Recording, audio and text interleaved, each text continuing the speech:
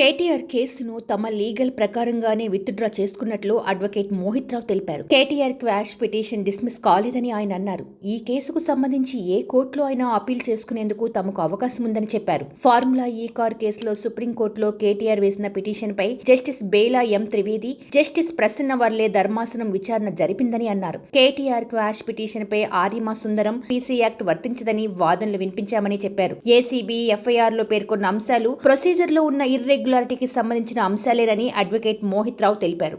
And మా తరఫున senior న్యాయవాది ఆర్యమ సుందరం అండ్ సిద్ధార్థ్ దవి ఇద్దరు ఆర్గ్యూ చేయడం జరిగింది. వాళ్ళు section 13(1)A of PC act వర్తించదు అని ఆర్గ్యూ చేశాము.